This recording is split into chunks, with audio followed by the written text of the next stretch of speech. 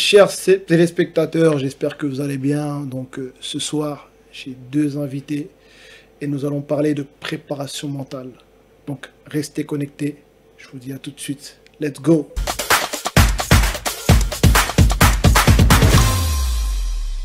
Jonathan, comment vas-tu?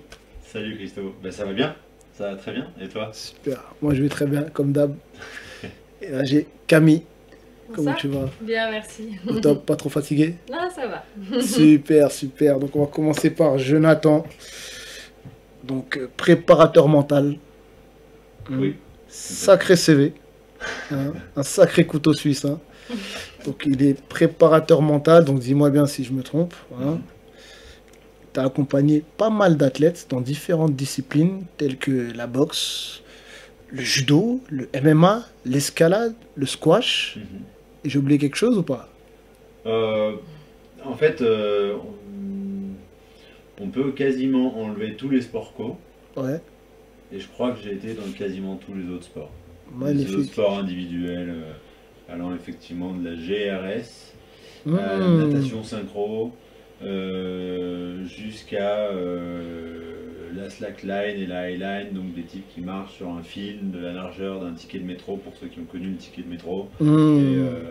en hauteur, donc voilà, ouais, donc pas mal de disciplines. Ouais. Et c'est pas fini. Attention, c'est pas fini.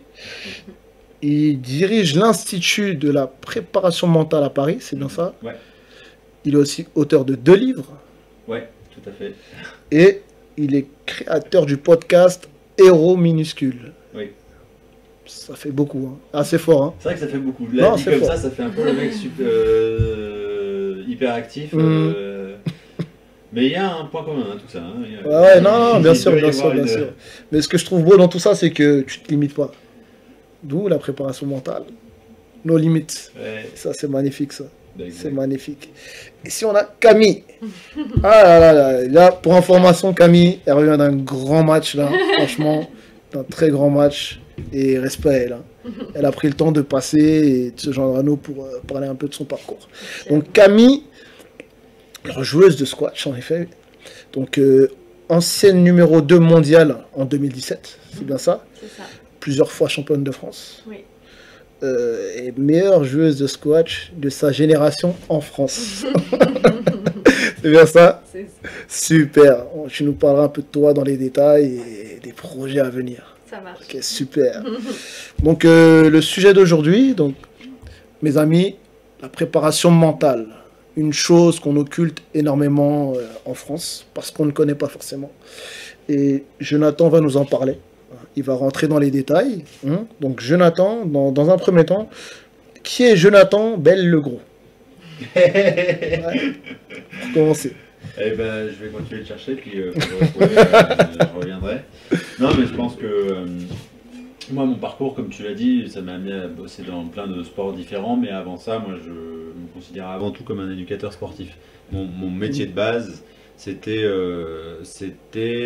professeur de PS, et c'était de réfléchir à comment faire pour faire progresser quelqu'un. Voilà, qu'importe que ce soit par le mouvement ou par la tête ou par les pensées ou par les émotions, moi c'est ma réflexion logique, et il y a quelqu'un qui est bloqué, qui ne sait pas faire quelque chose, il faut l'aider, il faut trouver comment. Et je pense que c'est ça qui me guide. Maintenant, il y a en 2011, je prends vraiment la direction plus uniquement de la préparation mentale, et j'explore donc ce métier-là, les différents outils qu'on entend souvent en préparation mentale, et puis au fur et à mesure du parcours, je cherche à vulgariser, à démystifier et à partager sur la préparation mentale, parce qu'il y a plein de choses qui sont un peu nébuleuses. Et comme tu l'as dit, en France, tu vois, c'est un peu occulté, mais aussi des fois, la phase visible n'est pas forcément non plus la plus valable. Il y a des gens qui font de la préparation mentale en disant mets une patate crue sous ton lit, tu verras, c'est bon pour la confiance, mais il faut que tu la mettes les soirs de pleine lune. Donc la prépa mentale, on trouve tout et n'importe quoi. Et donc mon but aujourd'hui, c'est plutôt de parler de la prépa mentale, parler de ce que c'est, de ce que ça peut apporter effectivement, et puis de peser le pour le contre, entre ce qui est effectivement valable et ce qui l'est moins, quoi. Super, super. Et toi, Camille, qu'est-ce que tu penses de la préparation mentale? Bah, moi, c'est un outil que j'ai utilisé très jeune dans ma carrière, à partir Mhm. de l'adolescence, D'accord. grâce à mon entraîneur, pour gérer un peu mes émotions sur le terrain notamment. Mhm. Et j'ai tout de suite bien accroché et j'ai trouvé Mhm. ça primordial en fait à ma progression. Et ce que Jonathan n'a pas mentionné, mais c'est que dans ces outils-là, il utilise aussi l'hypnose. Mhm. Et c'est un outil que j'ai découvert un peu tard dans ma carrière, mais que j'ai beaucoup aimé aussi et qui m'a beaucoup aidé. D'accord. Ah, pas mal, pas mal. C'est bien que tu aies connu ça assez jeune quand même. Parce que Ouais. ça s'est démocratisé, on va dire. Quand il y a peut-être, on en parle beaucoup en ce moment, hein. Mais il y a 10 ans, on n'en parlait pas trop, hein, Alors, il y il a me 10 ans, on semble. n'en parlait pas beaucoup. Moi, en tout cas, par exemple, si on prend le cas de l'hypnose, lorsque je commence à bosser avec l'hypnose dans le monde du sport, à cette époque, je crois que je suis le seul. En tout cas, de mes recherches, à ma connaissance, encore aujourd'hui, en 2010, 2010-2011, je suis seul à parler d'hypnose dans le sport. Mhm. Mais c'était encore assez confidentiel. Moi, je crois, en tout cas, j'ai pas d'autres exemples d'athlètes, hormis Camille et Teddy Riner, qui ont bossé aussi jeune leur préparation mentale, Mhm. en ayant eu la carrière qu'ils ont eue par la suite. Mhm. C'est-à-dire que Teddy Riner, on voit son palmarès, mais Camille, tu vois, elle est 6 fois championne d'Europe, 5 grands chelems gagnés, numéro 2 mondial. Est-ce que le fait de faire de la prépa mentale tôt explique la carrière? Je pense pas, il y a plein d'autres paramètres. Mais en tout cas, au moment où ils l'ont mis en place, c'était clairement novateur. Mhm. Mais maintenant, ça commence à changer. C'est-à-dire qu'effectivement, comme on a eu Teddy Riner, on a eu Camille, il y a d'autres personnes qui ont bossé avec des préparateurs mentaux ou des psychologues. Il y a une différence entre les deux, mais qui en ont parlé également. Là, plus récemment, il y a Léon Marchand, il y a Florent Manodou en natation qui ont bossé avec Thomas Samut. Et ben, en fait, ça rentre un peu plus facilement dans les mœurs. Moi, je le vois hein, dans mon travail. Il y a de plus en plus de jeunes athlètes qui font appel à la préparation mentale. Là où avant, j'avais que des athlètes plus avancés, qui avaient plus d'expérience, mais qui se heurtaient toujours au même schéma, toujours au même blocage, et qui, arrivaient sur la fin, se disaient il y a un truc que j'ai pas fait, c'est la prépa mentale, et souvent, c'était un peu tard. Donc, ouais, ça a beaucoup changé ouais, dans les 10 dernières années. Ah ouais, c'est beau. De toute façon, comme on dit, le changement, ça fait partie de l'air du temps, quoi. Les choses évoluent, les choses s'améliorent et ça commence à rentrer vraiment dans le quotidien des athlètes et je trouve que c'est une bonne chose. Parce que la préparation mentale, maintenant, ma question, ça va être celle-ci. D'un point de vue littéraire, c'est quoi la préparation mentale? Si tu devais avoir un public de jeunes ados, Ouais. en quelques mots, qu'est-ce que tu pourrais leur dire? Alors, un public de jeunes ados, je dirais que la préparation mentale, c'est le fait d'aligner le rêve avec un plan, parce qu'un rêve sans plan, ça sert à rien. Si. Ok, et aligner ce plan-là entre ce que la tête veut, ce que le corps veut, et ce que les émotions aussi veulent. Et les émotions qui ne sont pas forcément nécessaires, se poser la question de qu'est-ce qu'on peut enlever. Par exemple, des pensées parasites, des émotions négatives, et pour pouvoir avancer plus léger. Donc je prendrais, tu vois, cette métaphore-là, mais plus le temps passe, plus moi je vois mon travail comme un... Je suis un élagueur. C'est-à-dire? C'est-à-dire que plutôt que de couper les branches et les feuilles, tu vois, mais moi je fais en sorte d'éviter des problèmes pour que l'athlète puisse continuer à avancer sans trop d'embûches, quoi. Longtemps j'ai pensé qu'il fallait rajouter des choses. Il fallait rajouter de la force mentale, il fallait, ok, non mais là, t'es une battante, ok, sois encore plus une battante, encore plus une guerrière. Un peu comme les Américains, quoi. Hein, Ouais, bah ça c'est le stéréotype du prépa mental. Mm. En tout cas, en France, ça passerait moins bien. Alors qu'en fait, souvent, un athlète, l'objectif, il s'est entraîné techniquement, il s'est entraîné physiquement, et ce qui vient poser problème au travail technique et physique qu'il a déjà fait, à l'entraînement, ça peut être le mental. Donc moi, mon but, c'est d'empêcher que le mental devienne un problème à l'expression des qualités qui ont été entraînées. Autrement dit, essayer de garantir le fait que une situation de compétition, une situation d'examen ou de stress n'explique pas une défaillance. Donc moi, je vais enlever quelque part un peu les mauvaises herbes, quoi, pour que ça continue l'athlète puisse continuer de pousser, de progresser, quoi. D'accord, super.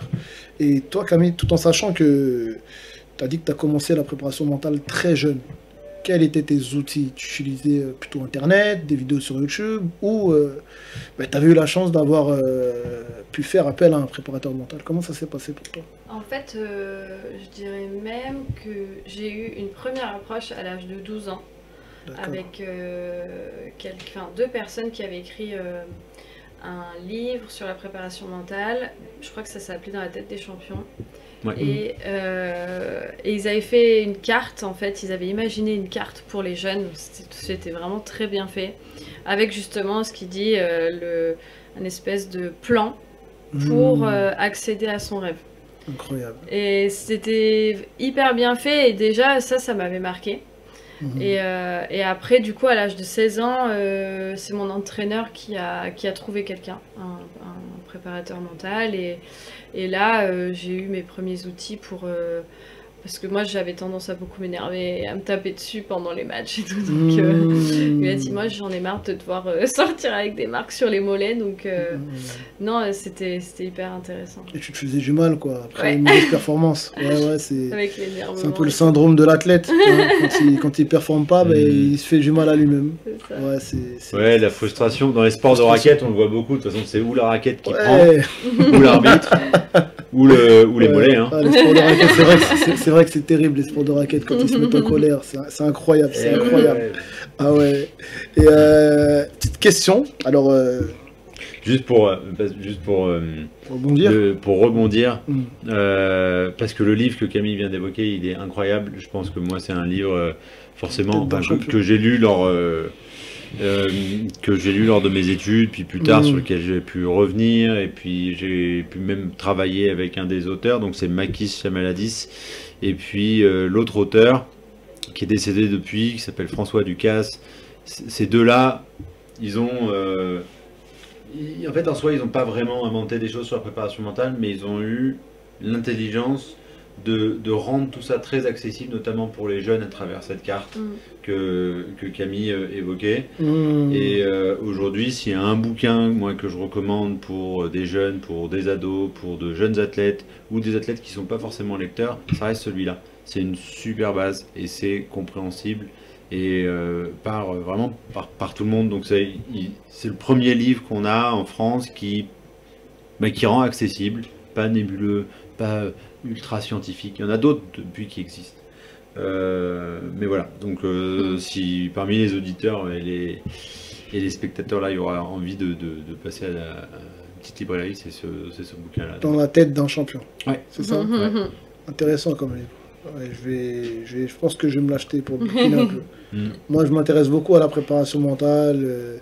J'aime bien beaucoup me former sur tout ce qui est subconscient. Ouais. La partie invisible, les 80%, 95%, c'est ça, de l'esprit. Ouais. Et les automatismes que tu as créés depuis ton temps d'enfance ou à travers une activité. Tu peux nous parler un peu du subconscient? Alors oui. Ouais. Avec tes propres mots à toi, que le public puisse l'entendre. Ouais, bien sûr. En fait, derrière le terme subconscient, alors c'est un terme qui nous vient de Freud, où il y avait l'inconscient, le subconscient, il y avait le moi, le surmoi, donc ça reste des termes qui ont un peu évolué, mais en tout cas, ce dont on parle, en tout cas ce dont moi je parle aujourd'hui, c'est qu'il y a une partie qui est, on a notre volonté, genre par exemple, si je veux attraper quelque chose sur cette table, il y a ma volonté qui envoie le signal, mais c'est pas moi qui me dit ok, je vais envoyer le bras à telle vitesse, je vais contracter tel muscle, tout ça est involontaire. Donc pour le coup, on va dire involontaire, inconscient. Donc il y a deux étapes. Il y a des choses qui sont volontaires et des choses qui sont involontaires. Imaginons qu'on rentre dans une cage, toi et moi, parce que je sais que tu te tapes, mais je serais vraiment stupide de rentrer dans une cage avec toi. Je serais complètement inconscient à ce moment-là. C'est-à-dire le moment où je vais rentrer, il y a de bonnes chances pour que ce soit à la rigueur, bien qu'une très mauvaise idée de ma part, ça soit volontaire. Mais au moment où je vais commencer à stresser et à avoir peur, c'est pas avec ma volonté où je vais me dire bon Jonathan, t'es avec Christo dans une cage, il serait peut-être temps de se mettre un peu peur. Bien Jonathan, mets-toi une bonne peur qui commence à te tétaniser. Non, c'est la peur, elle va arriver, ça sera involontaire et je vais dire putain, c'est plus fort que moi ce qui m'arrive. Et j'ai l'impression que avec ma volonté, je vais me dire allez, t'as pas peur, t'as pas peur, t'as pas peur, t'as pas peur. Et puis, j'aurai peu d'impact en fait. Et là, en fait, on va dire que c'est inconscient. C'est-à-dire inconscient dans le sens où j'ai pas de prise dessus. C'est plus fort que moi. Et donc, dans toutes les phrases où on dit, bah voilà, j'ai agi comme ça, mais je sais pas pourquoi, c'était plus fort que moi, je me suis énervé, je me suis frustré, je me suis tapé avec la raquette, et puis après, je me suis dit, mais non, ne fais pas ça. Tes jolies jambes. Et ben en fait, c'est là où, à un moment, l'inconscient a pris le dessus, quoi. Ce qui est intéressant, c'est que notre inconscient, en fait, il n'a pas pour but de nous casser les pieds.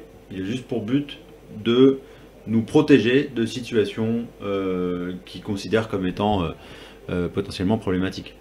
Donc, il se dit... Attends, ça fait peur. Être avec Christo, il est sympa, mais il va peut-être me taper dessus. A priori, Jonathan, t'as rien à faire là. Je vais te balancer de la peur pour que tu te carapates. Ok. Plutôt bonne idée. Mais plutôt inutile si je suis un athlète pro et que je me suis préparé à ça. Et qu'à un moment, cette peur, elle continue d'être présente. Ben là, peut-être que c'est pas aligné entre ma volonté, ce que mon inconscient essaie de me faire vivre et de me protéger, et en même temps ce que moi j'ai fait pour me retrouver dans cette situation, quoi. Donc voilà, on retrouve tout ce qui est automatique, ça va être inconscient. Ce qui est intéressant, c'est qu'en sport, la plupart des trucs qu'on va bosser à l'entraînement, mais à l'examen aussi, on bosse plein de choses. Quand on prépare un examen, un oral, on travaille énormément de choses pour faire en sorte que ça devienne automatique. Donc, il a aussi cet avantage-là, c'est de nous faire apprendre, de stocker plein de connaissances, quoi. Mais des fois, il faut faire le tri. En fait, en gros, si je comprends bien, en fait, ton subconscient, c'est un peu comme un coffre qui enregistre des choses, en fait. C'est comme une cassette qui a enregistré des choses, des mouvements. Alors, cassette en 2024, je pense, Christo, on a perdu. C'est vrai qu'il y a une nouvelle génération qui n'a pas forcément connaissance des cassettes, donc on va garder le coffre. Hein, donc c'est un peu comme ce coffre qui enregistre des choses et que tu gardes sous ton lit, quoi. Ok. Et toi, justement, tu l'as compris à quel moment qu'il y avait des choses que tu avais assimilées dans ton subconscient en tant qu'athlète? Je pense que ça vient avec l'expérience, à force de travailler. C'est marrant parce que tout à l'heure, c'est une question. Enfin, j'ai un peu utilisé cette phrase en disant que par rapport à l'expérience que j'ai emmagasinée, j'ai l'impression d'avoir un peu tout vécu, toutes les situations et tout. Et maintenant, dès que il y a une situation qui se présente, je fais ah bah ça, ok, je me souviens, je gère comme ça. Et ça rejoint un petit peu. C'est ton esprit qui te le rappelle, en fait. Ouais. Ouais, tu l'as déjà vécu, c'est normal. Ouais. Ah, d'où l'expérience. Ouais. L'expérience, c'est incroyable. C'est magnifique. Et ce qui est important, c'est qu'en fait, au moment où Camille est dans une situation de match, elle se dit pas avec sa volonté, bon, alors, où est-ce que j'ai déjà vécu ça? C'est-à-dire que c'est inconscient que, enfin, sauf si je me trompe, mais ça te revient, ça fait, ok, ça je connais, ça je connais. C'est pas la volonté qui part dans son petit coffre et puis qui fait, où est-ce que j'ai mis ça déjà? Mais c'est que le coffre, en fait, il est pas fermé. Ouais, bien sûr, bien sûr. Et donc, l'expérience, elle sort en disant, hé, rappelle-toi, t'as vécu ça. Sauf que comme il n'est pas fermé, potentiellement, un athlète qui se serait blessé sur une compétition, je sais pas moi, il y a 5 ans, et il retourne sur la même compétition 5 ans après, comme le coffre il n'est pas fermé, bah, son inconscient il va peut-être ressortir la compétition en disant « Eh, rappelle-toi, tu t'es blessé à cette compète. » Et là ça va faire trauma. Exactement. Donc voilà. Alors nous, on a travaillé avec Camille ensemble il y a quelques années. Mm. Je me rappelle qu'il y avait certaines compétitions ou certaines joueuses où en fait les expériences vécues avec certaines joueuses, et certaines confrontations avaient laissé des traces émotionnelles de frustration ou sensation d'agressivité, et qu'il fallait des fois remettre à plat pour pouvoir jouer finalement l'adversaire du jour et non pas l'adversaire et du jour et celle du passé dont on a retenu, En les fait, émotions et ne l'impact, pas quoi. se remémorer des mauvaises expériences du passé Ouais. et en fait vivre à l'instant présent. Ouais, C'est plutôt ça, quoi. Vivre le jour J, quoi, en fait. Mm. Pense pas peut-être à la misère que tu as fait sur le terrain, pense à l'instant T. Ouais. Le fait que tu as été reconstruite, le fait que tu as gagné en confiance, en assurance, ben, compte sur ça, en fait. Mm. Et ça, c'est un vrai point que tu viens d'aborder, c'est que souvent, on retourne en arrière, Ouais. on retourne dans nos traumas.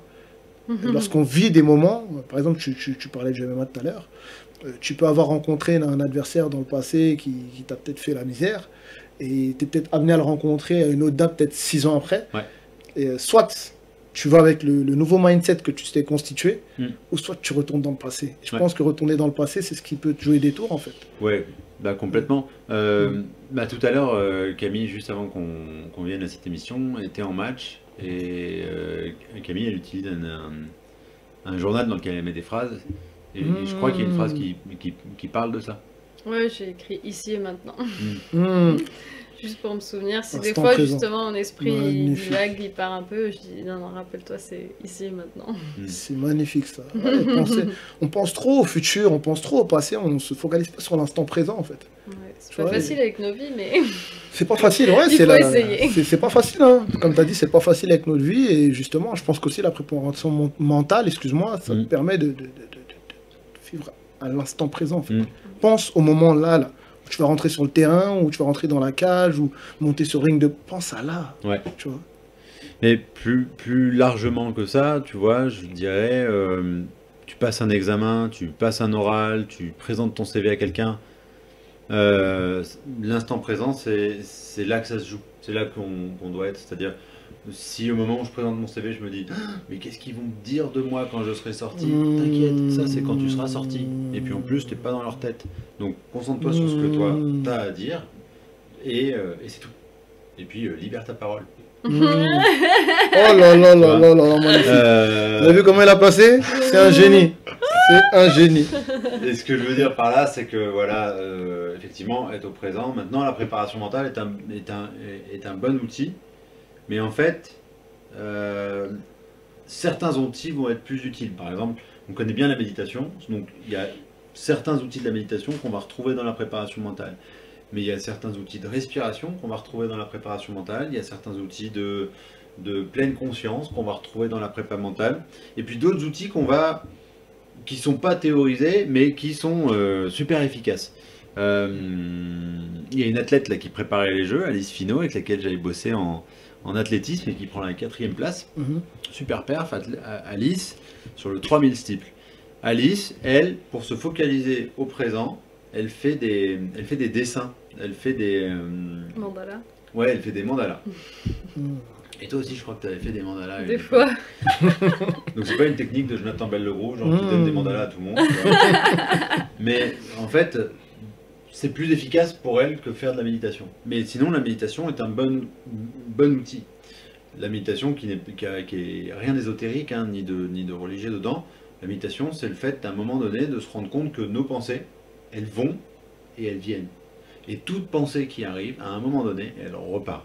Et que nos pensées, c'est pas nous. On n'est pas nos pensées. Si je me dis je suis nul, il y a bien une pensée qui me dit ça, mais il y a bien quelqu'un qui écoute cette pensée-là. Totalement d'accord avec Et je suis plutôt le gars qui écoute plutôt que le gars qui pense. Donc, à partir de ce moment-là, c'est un petit exercice au quotidien, mais qui permet de se rendre compte que toute pensée qui arrive repart, que nos pensées, c'est hyper important d'en prendre conscience. Il y a énormément de nos pensées qu'on a eues hier, qu'on a aujourd'hui. On estime qu'à peu près 85% des pensées qu'on a eues hier, on les a aujourd'hui, donc on ressasse. Et en plus, sur nos pensées, 90% de pensées qu'on a dans une journée, on ne les choisit pas. C'est-à-dire, une pensée choisie, c'est se dire, ok, je rentre quelque part, je vais m'installer là, je vais m'habiller comme ceci. Mais si j'ai pas de temps, par exemple avec les enfants, le matin, des fois, j'ai pas le temps. Du coup, je n'ai même pas pensé à comment je me suis habillé. Sauf ce soir. Sauf ce soir. Christophe. Incroyable. Donc on a très peu de pensées qui sont choisies et on a énormément de pensées par contre qui reviennent d'une journée sur l'autre. Donc apprendre à ne pas s'identifier à ces pensées, à être le plus possible à l'instant présent, au moment où ça a de l'importance, à ce moment-là, effectivement, c'est un vrai apprentissage et là, ça s'entraîne, ça s'entraîne, ça s'entraîne, ça s'entraîne. Comme apprendre à écrire, à lire, à conduire, on apprend à être le plus possible au présent. T'as dit une chose, il a dit une chose vraiment incroyable. Nos pensées, ce sont enfin, les pensées, ce sont des énergies qui passent, qui fusent. Et ça, c'est... Comment tu l'as expliqué, ça m'a fait plein de rappels par rapport à des situations que j'ai pu vivre. Parfois, tu as des pensées qui arrivent dans ta tête, mais tu sais que c'est pas des pensées que toi, tu as choisies, en fait. Elles sont là, et après, elles s'en vont. Tu vois. Et ça, c'est incroyable, ça. Ouais. Parce que parfois, tu as des gens, malheureusement, qui vont avoir une pensée et qui vont s'accrocher à cette pensée. Si elle est bonne, c'est une bonne chose. Mais parfois, elles sont négatives. Et dans le sport, je trouve que c'est triste à dire, même si les sportifs sont reconnus comme des gens qui ont confiance en eux, il y a énormément d'énergie négative. C'est pour ça que parmi les athlètes qui excellent, t'as une minorité. Quand tu prends par exemple le haut niveau, il y a énormément d'athlètes. On pourrait se dire qu'ils se partagent le podium, mais malheureusement non. Tu auras toujours les mêmes qui seront au-dessus. Et souvent, c'est ceux qui, dans leur tête, savent choisir leurs pensées. Qu'est-ce que tu penses de ça? Est-ce qu'il y a des athlètes qui, même sans prendre connaissance de la préparation mentale, arrivent à naturellement choisir les pensées qui vont les aider à être là où ils sont? Oui.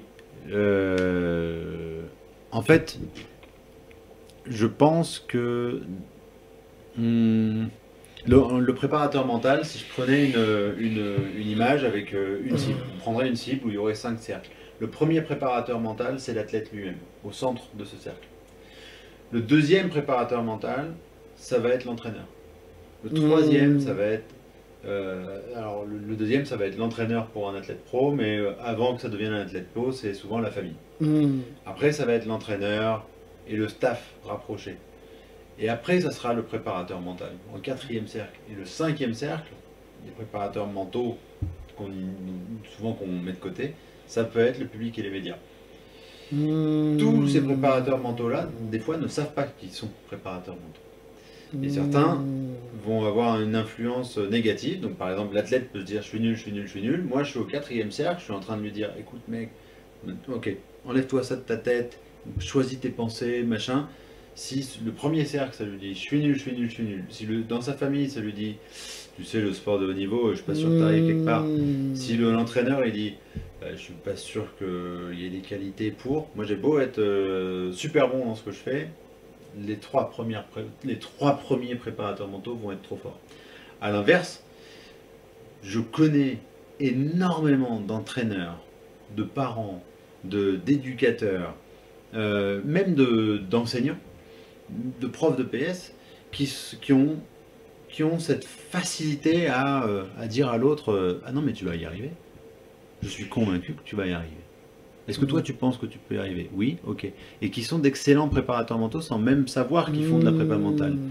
Moi j'ai vu des entraîneurs dire non mais là, cette pensée-là, tu la laisses devant le tatami, tu montes sur le tatami aujourd'hui sans cette pensée, tu la récupères après.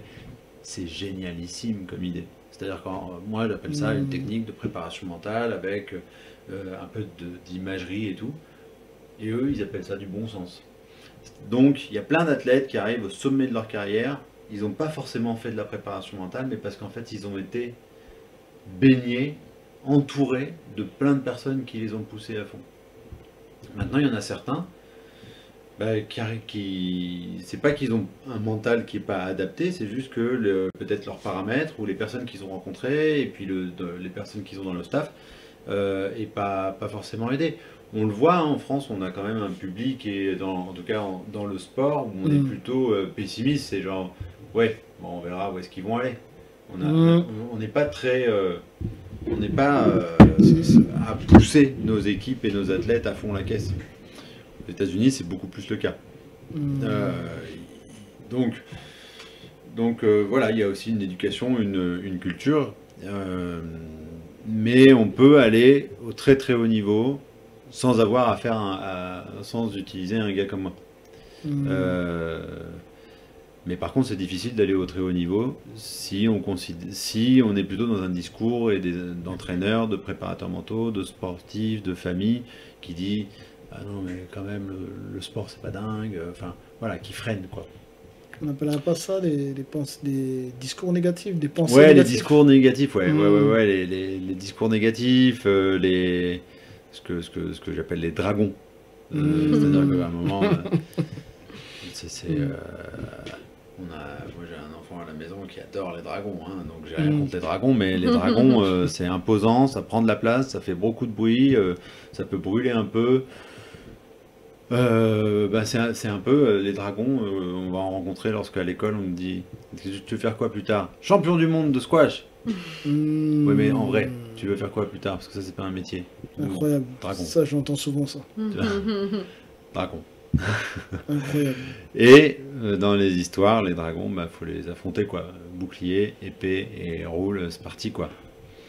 Et, je suis totalement d'accord. Et donc voilà, mais ça fait partie du chemin de l'athlète, hein, de rencontrer des personnes qui ne croient pas forcément à ce qu'on fait. Je crois que tu connais ça en ce moment aussi. Pour moi, c'est ce qui forge le caractère. Est-ce que tu as déjà justement, toi, durant ton parcours, est-ce que déjà étant jeune, tu t'es dit dans ta tête que tu voulais être joueuse de squash professionnelle, ou tu avais ce discours un peu comme les profs qui te disent non mais le squash c'est un sport, tu veux faire quoi plus tard? T'étais positionné dans quel sens? T'étais têtu ou tu suivais leur discours? Non, en fait, j'étais pas consciente que je pouvais en faire un métier. Mais je savais que je voulais continuer. En fait, c'était une passion, j'aimais ça, puis je voulais toujours progresser, donc je voulais continuer, mais je savais aussi que je devais continuer les études au cas où. On n'est jamais à l'abri d'une blessure et tout, mais j'étais pas consciente que je pouvais gagner ma vie avec ça en fait. C'est quand j'ai grandi et puis que je me suis aperçue que je pouvais rentrer sur le circuit professionnel et tout, à l'âge de... J'ai commencé à 15 ans, mais à 19 ans, on fait plus que ça après. Et là, je me suis dit, bon, ok, maintenant, ça peut être mon métier, en fait, c'est cool. Mais j'ai eu des profs... Ouais, je me souviens de certains discours, notamment au bac de français, où je passe mon oral, et puis à la fin, il me dit, vous êtes sportive? Ouais, ben, restez-y. Ah ouais. Ah ouais, d'accord. Bravo, Ouais, super. Ça m'a bien marqué. Ça met un coup quand t'es jeune. Hein. Ouais, bah je suis sortie en pleurs. Heureusement, certains professeurs ne savent pas bien choisir leurs mots. Ouais, non, là, clairement... Au pédagogie, c'est raté. Voilà, c'est ça. Ouais, c'est raté. C'est incroyable. Hein. Comme on dit, il y a des bons et des mauvais dans tous les domaines. Hein. C'est comme ça. Hein. Malheureusement, on fait avec. Mais j'ai envie de te dire, c'est ce qui a fait de toi qui tu es aujourd'hui. Oui, sûrement. Je pense que ça t'a forgé et ça t'a donné une conviction de ne pas lâcher, d'aller jusqu'au bout. Et ça, c'est génial. Aujourd'hui, si tu les revois, tu pourras leur dire. Bah ouais. Ça va, j'ai eu plutôt une belle carrière. Ah bah ouais, voilà, super. Et c'est pas fini. Mais c'est pas fini. Il y a encore des choses à vivre et on est derrière toi, on te soutient. C'est gentil. On te soutient et on te souhaite le meilleur.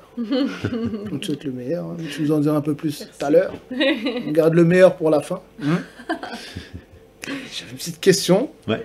J'en ai plein des questions de toute façon. Hein. On est là pour ça ce soir.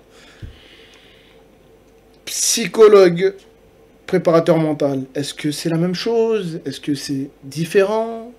Est-ce que c'est complémentaire? Qu'est-ce que tu pourrais nous dire sur les deux?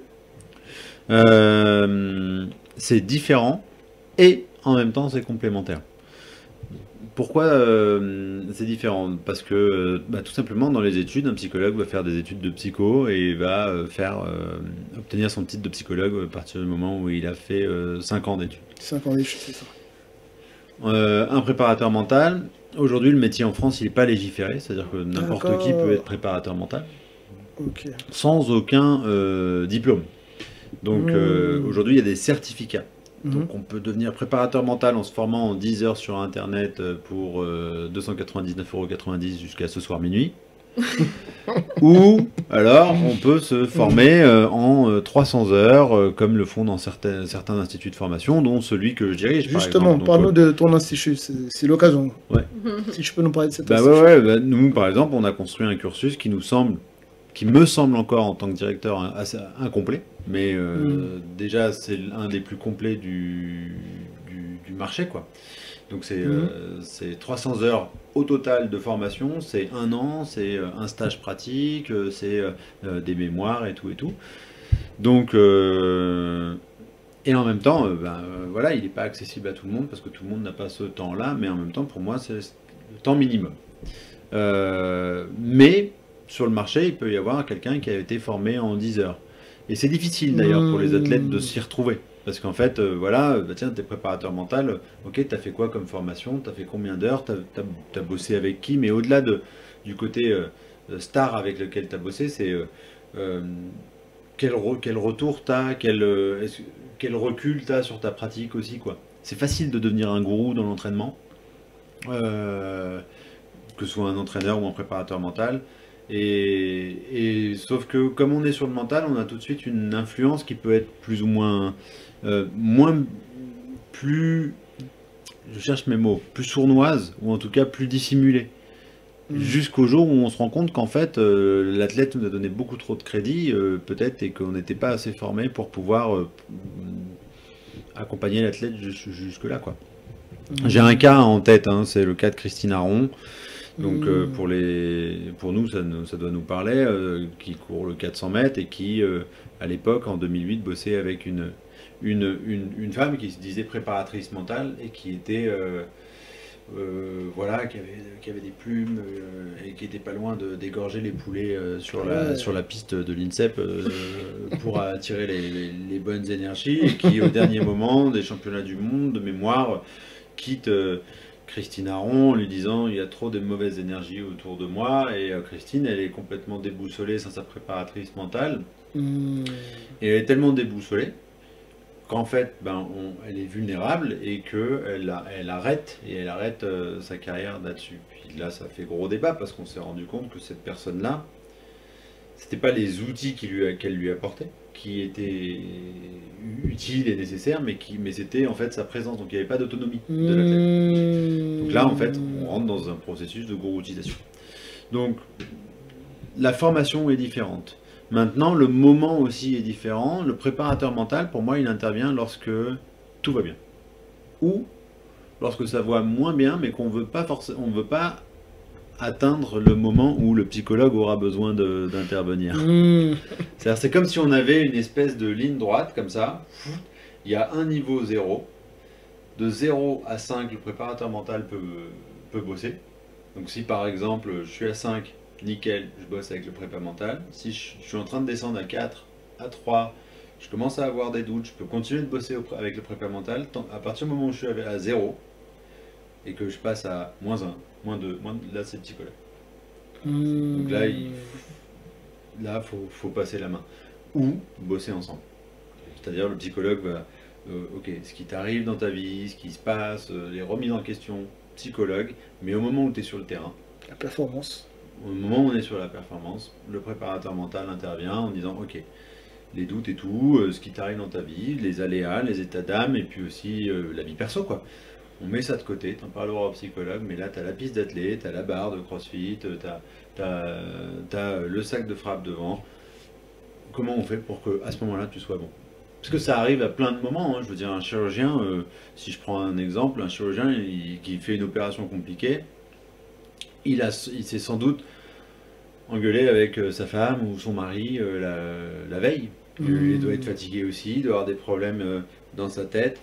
Et il a intérêt à être bon quand même. Donc on a tous à un moment à savoir faire ce switch là. Et les athlètes ont besoin d'être accompagnés dessus, comme d'autres domaines. Et là, le prépa mental, il intervient, mais pour régler les problèmes de la vie perso, c'est souvent le psy. Je comprends. Mais tu as abordé un point très très très intéressant concernant Christine Aron. En gros, la personne qui l'a accompagnée a fait en sorte que Christine, en fait, soit dépendante de cette personne. Et souvent, dans la prépa mentale ou dans la prépa physique, j'avais écouté un préparateur physique qui expliquait que lui, il donnait les outils aux athlètes pour qu'ils aient un maximum de bagages techniques, pour que même lorsqu'ils ne savent pas là, qu'ils soient en mesure de faire leur propre prépa physique. Et c'est pareil pour la prépa mentale.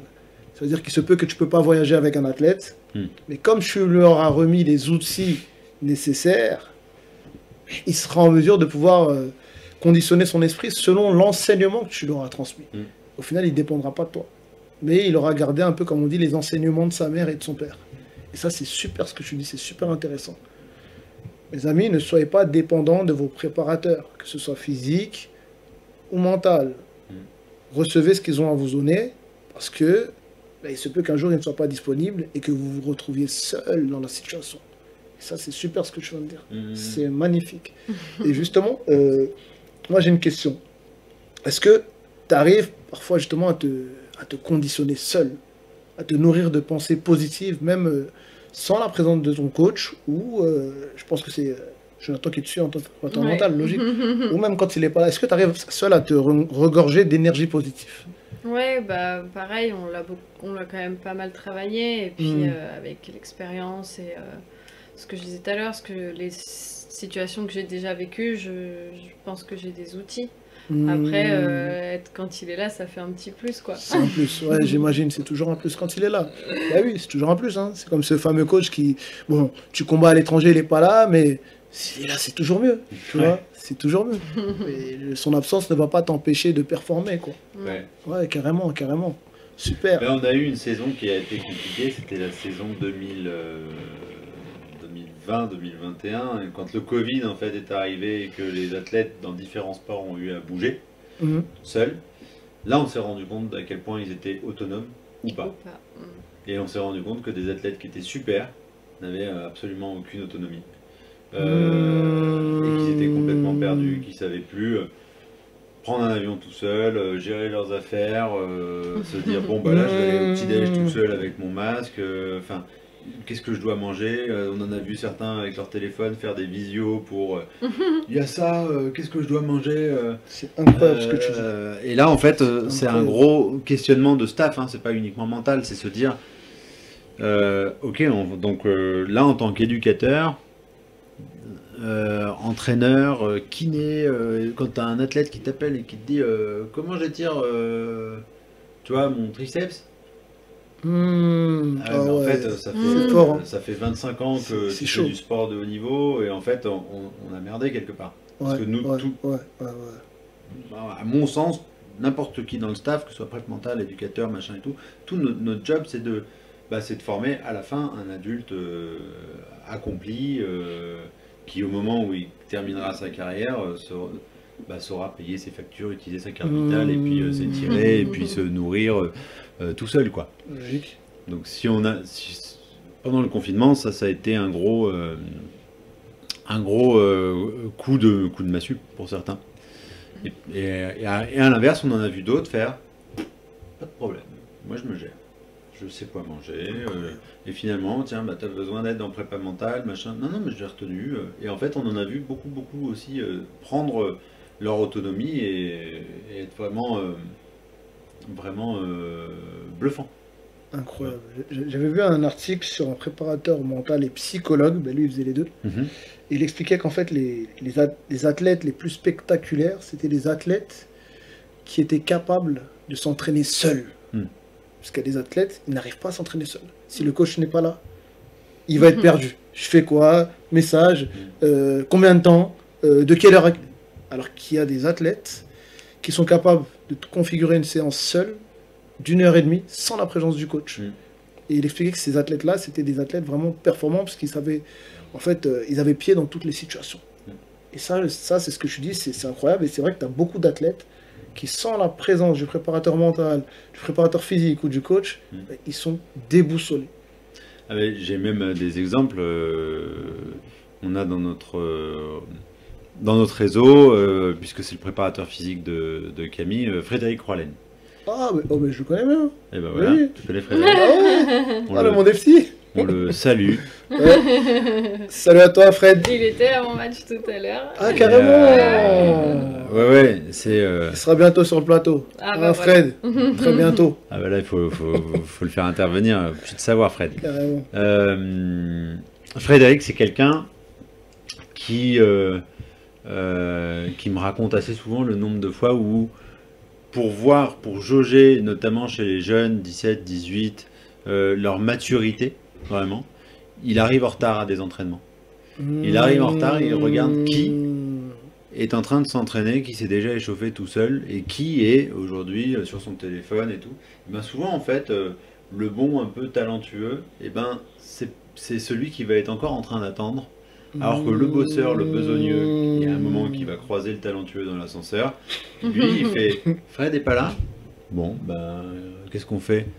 Ah bah, il a dit 20 minutes de retard, on attend 20 minutes. Et puis il y en a un, en fait, il fait « Bah moi, je vais aller m'étirer, je vais aller m'échauffer, je vais aller commencer à bosser, et puis je vais aller faire...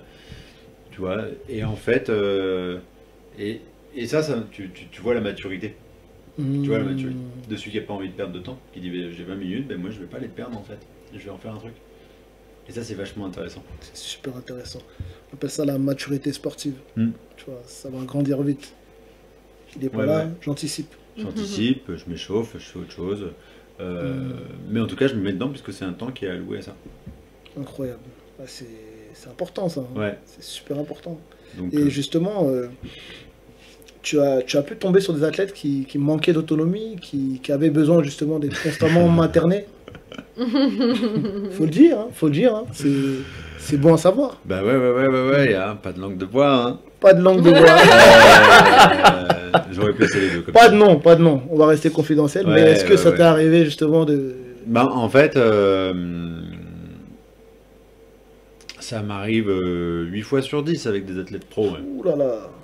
C'est-à-dire qu'il y a quand même beaucoup d'athlètes pros. Si tu les rappelles pas, si tu leur demandes pas des nouvelles, ils vont pas t'en donner non plus. Si tu leur demandes, mais ok, mais t'as fait ta récup, t'as fait voilà tes techniques de respiration. Mais non, j'ai oublié. Mais comment t'as pu oublier? Je t'ai envoyé un texto ce matin, mais ah ouais, mais t'as vu, je passais à autre chose quoi. Ouais, enfin. Faut pas leur en vouloir parce qu'à mon avis il y a tout un système où on les prend beaucoup par la main et en même temps leur attention elle est hyper sollicitée par les réseaux et comme nous tous notre attention elle est en train de s'effondrer à cause des réseaux sociaux donc eux ils s'évadent un peu par ça et puis ils perdent un peu ce qui est essentiel mais souvent ouais les athlètes pros en plus, on a une tendance quand même à un côté victime, c'est-à-dire, ouais, mais t'as vu, ici en France, on n'a pas tous les moyens, alors que c'est pas forcément ce que j'ai pu voir dans d'autres pays. Pareil, tu vois, j'ai pu bosser avec quelques athlètes marocains qui disent, mais en fait, nous, on se demande pas si dans d'autres pays il y a plus de moyens, on fait avec ce qu'on a, point barre, tu vois. Donc ouais, ce manque d'autonomie, il est assez fort. On rêve tous d'athlètes très autonomes qui se disent ok, moi voilà, je veux ça, j'ai besoin de toi pour ça, j'ai besoin de tel nutri, j'ai besoin de tout ça. Mais en fait, souvent, la réalité c'est mais là en fait, tu es en train de manger de la merde, il faudrait que tu ailles voir un nutri, t'as appelé la personne que je t'ai envoyé, dont je t'ai envoyé le numéro il y a 3 semaines. Ah non, j'ai oublié. Eh ben vas-y, fais-le. Donc tu vois, mais ils sont pas à blâmer. On peut pas les blâmer, c'est juste, des fois on en fait trop pour eux sur certaines choses et puis on n'en fait pas assez pour d'autres et puis souvent en plus c'est des athlètes qu'on retrouve adultes et qui sont sortis en fait tôt de la famille pour aller dans des pôles et qui retrouvent pas une famille derrière. Donc finalement souvent c'est des entraîneurs qui se retrouvent à faire les papas et les mamans et après ces mêmes entraîneurs leur reprochent aux athlètes d'être un peu de grands enfants. Mais c'est normal. Ils en ont fait un peu des grands enfants en fait en jouant les papas et les mamans. Donc c'est tout un système quoi qui est un peu bancal. Maintenant un athlète, comme je le disais, une fois qu'il a fini sa carrière, ça doit être un homme et une femme accomplis, autonomes, fiers de sa carrière, qu'importe les résultats, et prêt à passer à la carrière d'après. Et prêt à passer à la carrière d'après, c'est prêt à faire des choix de vie, des choix de santé, savoir fonctionner en fait dans la vie civile. C'est super important. Et ouais, ça c'est. Mais c'est un challenge. C'est un challenge.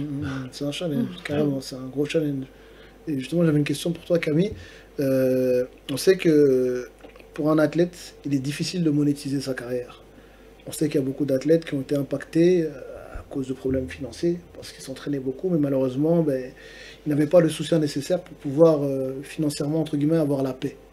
Est-ce que toi, en tant qu'athlète, tu sais aujourd'hui comment monétiser sa carrière pour ne plus, entre guillemets, te préoccuper de la partie financière? Euh, je peux dire malheureusement, ça dépend un peu du niveau qu'on atteint. Mhm. En squash, quand j'ai commencé, il fallait être top 10 mondial chez les femmes pour pouvoir en vivre. Mhm. Maintenant, la discipline s'est quand même bien développée, donc il y a plus de tournois, plus de moyens financiers, plus de sponsors aussi, donc Mhm. possible d'être top 50 pour en vivre, en tout Mhm. cas pas survivre quoi, enfin voilà, Mhm. en vivre. Mais c'est pas évident parce que il faut quand même essayer de trouver des sponsors privés Mhm. malgré les aides des fédérations. Mhm. C'est en fait, en plus quand on fait un sport comme le squash par exemple, il nous faudrait presque un agent en fait pour faire cette recherche et tout ça et Mhm. on se dit qu'on n'a pas forcément les moyens de payer quelqu'un pour le faire. Donc c'est un Mhm. peu nous ou alors le staff proche qui nous aide à le faire, mais ça fait une casquette en plus au coach ou au préparateur mental. Enfin, après on peut le faire soi-même, mais c'est vrai que des fois c'est pas évident de se vendre soi-même et tout ça. Donc, Ouais, ça, c'est un truc que j'ai remarqué chez les athlètes, c'est que bon, ça commence à un peu plus se démocratiser, mais la monétisation de la carrière, c'est quelque chose qui a fait beaucoup de mal dans le sport. Mm. Moi-même, j'ai vécu, j'ai entendu beaucoup d'athlètes qui... Ça fait une contrainte mentale, en fait. Mm. Mentalement, tu te dis que tu es obligé de travailler, et à côté, tu dois performer, mais quand tu as une grande échéance, tu as besoin de plus de temps pour t'entraîner, mais comme tu travailles, c'est compliqué. Si tu aurais eu des sponsors, peut-être que tu aurais pu passer plus de temps dans ta préparation, et tout ça, en fait, c'est des facteurs, en fait, qui réduisent tes chances. Ouais. On ne dit pas que tu ne vas pas performer, parce que tu en as qui ont performé malgré les situations. Mm. Mais moi, je pense aussi que pouvoir monétiser sa carrière, mentalement, ça te retire un poids et ça te permet justement Ouais, c'est d'avoir, sûr. entre guillemets, la paix. Mm. Je sais pas, toi, ce que tu en penses. Est-ce que tu as déjà fait face à des athlètes qui, justement, c'était compliqué financièrement, ils étaient obligés de travailler, s'entraîner, alors qu'il y avait des grosses échéances, championnats internationaux. Mm. Ça t'est déjà arrivé? Comment tu Ah gères ouais, ça, ouais, en ouais. fait?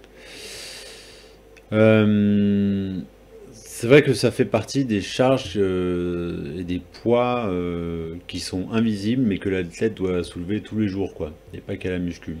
Hmm. Le poids de est-ce que je suis en mesure de continuer si je rapporte pas de sous, si je peux pas en vivre. Euh, Aujourd'hui, en France, statistiquement, on a 60% des athlètes de haut niveau qui sont sur les listes de haut niveau qui sont au RSA. Donc 60% des athlètes les meilleurs dans leur discipline Incroyable. sont RSA. RSA, de mémoire, ça doit être... c'est en dessous de 500 euros, je crois. Ouais, c'est ça, c'est moins de 500 euros. C'est moins de 400 et 500 quelques. euros, donc c'est bien moins que le SMIC. Hmm. Donc, après, on va dire, oui, mais ils sont RSA, mais ils sont logés dans un pôle ou un truc comme ça. Faut voir un peu la tronche des logements. C'est pas forcément les plus enthousiasmants, quoi.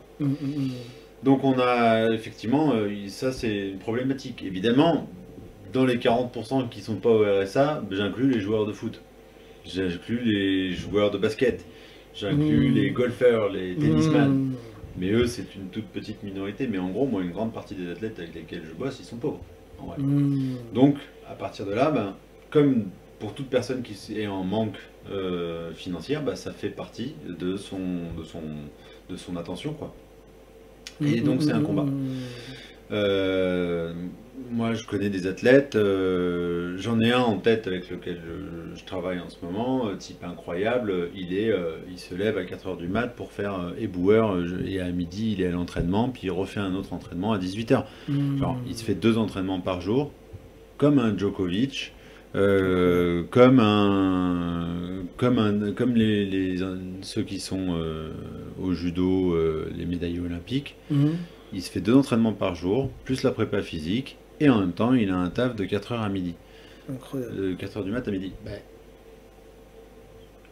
Pour moi, c'est un immense champion. Mais peut-être que personne verra à quel point c'est un immense champion, parce qu'en fait, il est en train de cumuler 2 trucs difficiles. Un métier, et il y a plein de gens juste... En plus, son métier, c'est éboueur, donc il y a plein de personnes qui disent une fin d'une journée d'éboueur, je fais plus rien. Mais lui, en fait, il va s'entraîner.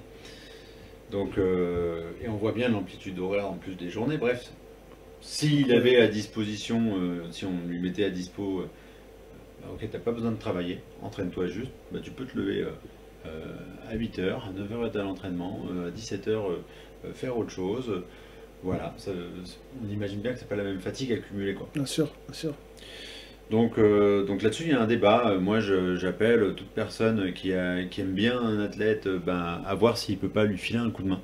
Je peux passer le message, hein, tu as la caméra qui est juste voilà, ici. si vous avez des sports, qui vous branchent, si vous avez des athlètes qui vous plaisent, la plupart du temps, ces athlètes-là, ils ont besoin d'un peu de sous. Si c'est pas un peu de sous, c'est peut-être que dans un contact autour de vous qui pourrait lui filer un coup de main en disant tiens, passe dans mon entreprise, fais une petite conférence, je te paye pour ça, et puis ensuite repars. Ce genre d'initiative-là, des fois les athlètes, c'est pas évident de se vendre, ils sont pas formés à ça, ils sont pas formés à parler, à communiquer, et puis ils ont aucune idée de la valeur qu'ils ont, parce que la valeur qu'ils ont, ils la définissent par rapport aux médailles qu'ils n'ont pas encore, parce qu'ils n'ont pas encore assez de sous pour pouvoir en fait attribuer du temps de qualité pour avoir ces médailles.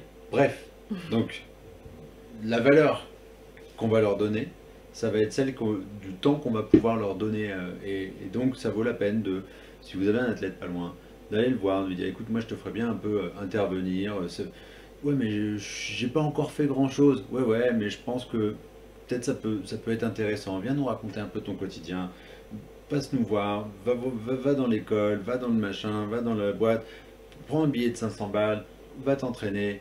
Je vous jure que le gars, il sera hyper content, le gars ou la fille, il sera hyper content. Donc je pense que ça vaut la peine d'aller vers eux. Magnifique. Et puis après, en plus, c'est peut-être le début d'une super aventure pour votre boîte, votre école, votre machin. Et voilà, j'ai passé mon message. J'espère que vous avez reçu le message. Hein. Il était très clair. Hein, il était magnifique aussi. N'hésitez pas à apporter votre soutien aux athlètes. Même si vous, directement, vous ne pouvez pas le faire, vous avez peut-être des gens autour de vous qui ont la capacité d'accompagner ce type de profil.